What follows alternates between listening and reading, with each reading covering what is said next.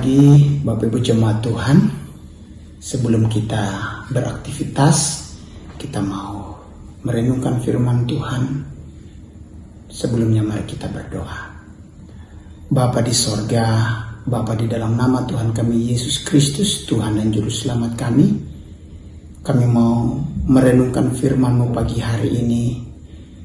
Allah Roh Kudus menolong kami, beri kami pengertian akan firman-Mu dan mampukan kami untuk melakukannya. Di dalam nama Tuhan kami Yesus Kristus kami berdoa. Amin.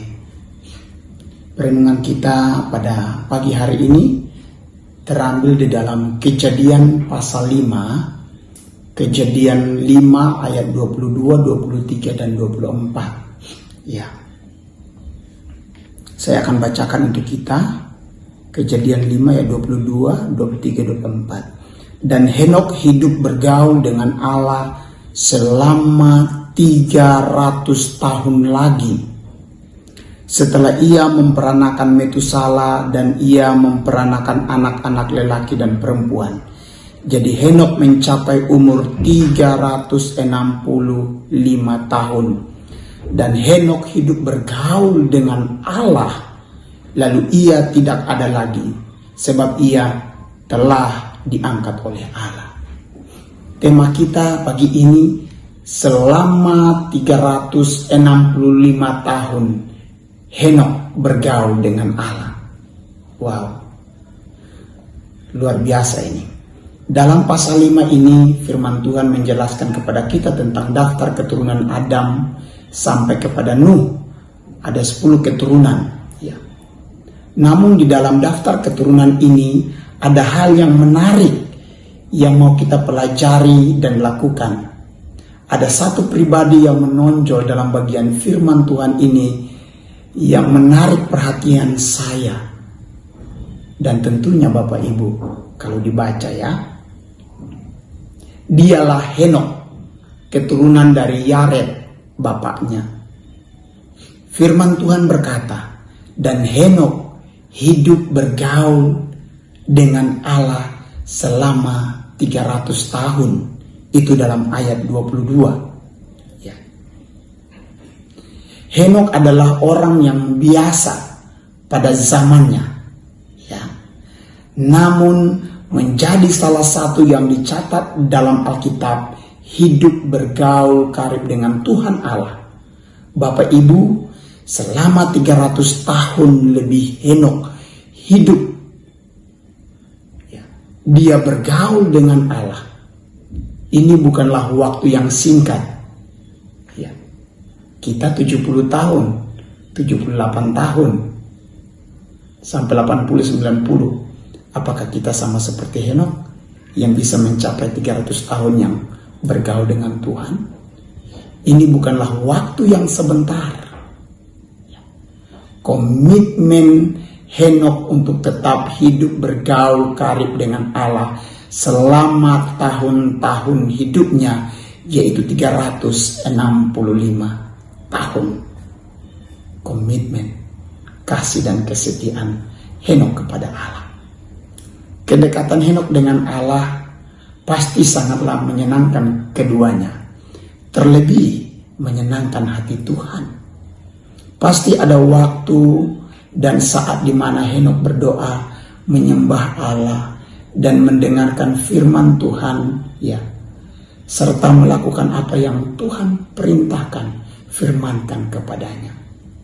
Ada waktu Henok ya menyembah ya, mempersembahkan yang terbaik dari hidupnya untuk Tuhan. Henok pada akhirnya dicatat oleh Alkitab, diangkat oleh Tuhan ke sorga tanpa mengalami kematian badani. Ya, maka kita juga percaya ada sorga ya, ada pengangkatan, ada kebangkitan dan lain-lain. Bapak Ibu Jemaat Tuhan, melalui Henok kita belajar 2 hal penting. Yang pertama, marilah kita hidup dalam pergaulan yang karib dengan Tuhan Allah tiap-tiap hari ya.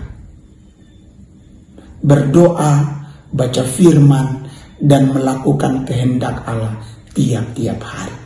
seperti Henokh.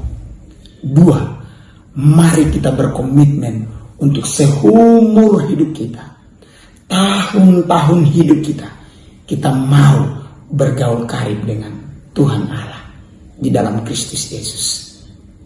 Tidak ada kata berhenti atau stop. Terus menerus bergaul karib dengan Allah menjadi kesukaan saudara dan saya. Amin. Maka saya percaya Tuhan mengaruniakan kehidupan yang indah bagi tiap-tiap pribadi, tiap-tiap keluarga yang selama tahun-tahun hidupnya tetap berkomitmen untuk hidup setia dalam pergaulan yang karib dengan Tuhan Allah. Luar biasa, hidup kita akan indah bersama dengan Allah di dalam Kristus Yesus Tuhan kita. Tuhan memberkati. Amin. Mari kita berdoa.